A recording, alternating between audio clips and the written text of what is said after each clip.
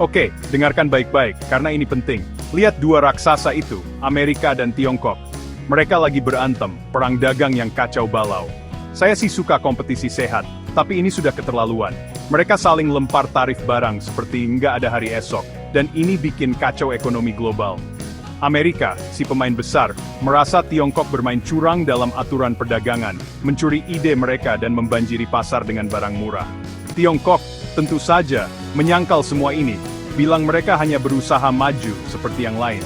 Masalahnya, semua ini sama seperti mengendarai Lamborghini di sawah berlumpur. Berantakan, merusak, dan jujur saja, bikin malu semua orang. Nah, senjata andalan Amerika dalam perang dagang ini adalah tarif.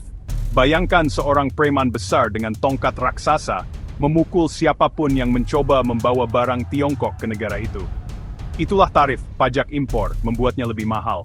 Idenya adalah untuk melindungi bisnis dan pekerjaan Amerika, tapi malah jadi bumerang.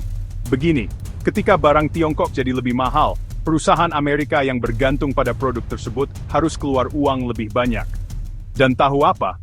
Mereka mengalihkan biaya itu ke konsumen.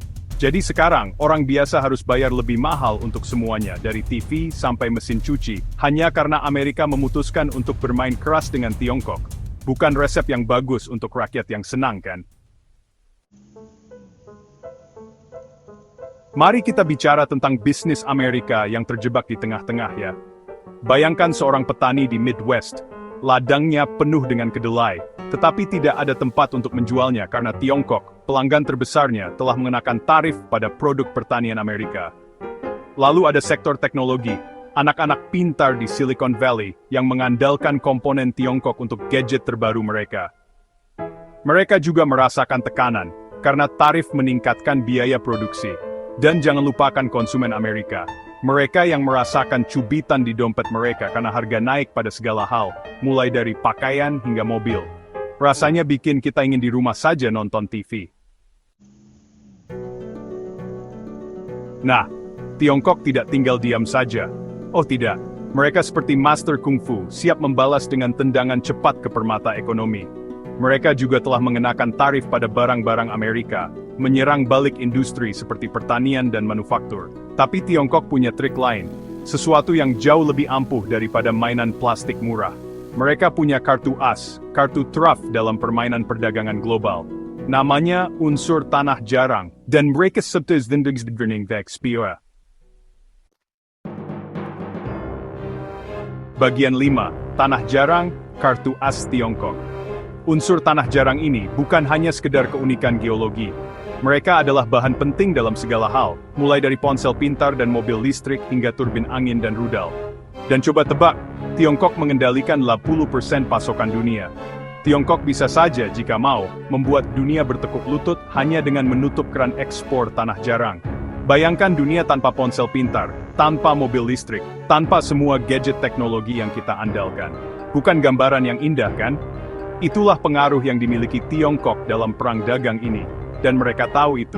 Ini adalah permainan poker berisiko tinggi, dan taruhannya baru saja menjadi jauh lebih tinggi.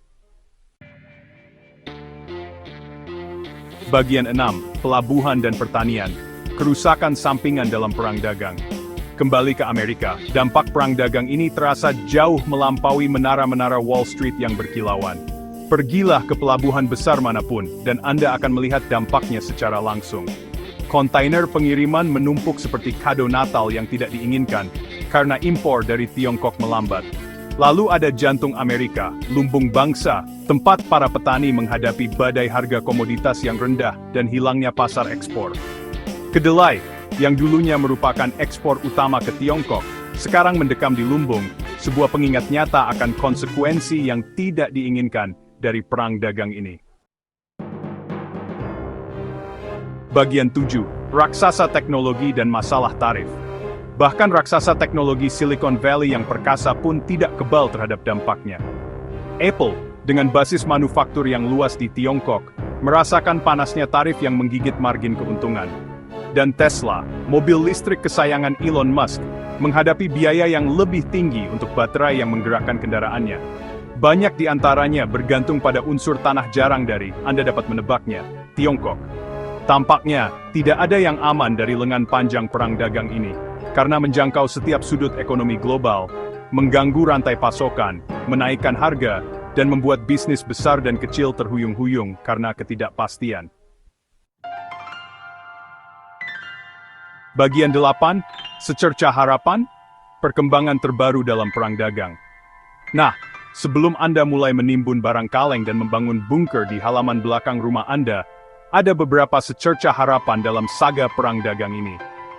Setelah berbulan-bulan saling balas tarif dan bicara keras, kedua belah pihak telah mengisyaratkan kesediaan untuk kembali ke meja perundingan. Ada pembicaraan tentang kesepakatan perdagangan fase 1, semacam gencatan senjata dalam permusuhan ekonomi, tetapi detailnya tetap sulit dipahami. Tetap saja, tanda kemajuan apapun, lebih baik daripada tidak sama sekali kan? Bagian 9, Jalan di Depan, Ketidakpastian dan Masa Depan Perdagangan Global. Jadi, apa yang akan terjadi di masa depan untuk duel ekonomi Trans-Pasifik ini? Jujur saja, tidak ada yang tahu pasti bagaimana ini akan terjadi. Namun, satu hal yang pasti, perang dagang ini adalah gejala dari pergeseran geopolitik yang jauh lebih besar, seiring kekuatan ekonomi Tiongkok tumbuh dan menantang dominasi Amerika yang telah lama dipegang.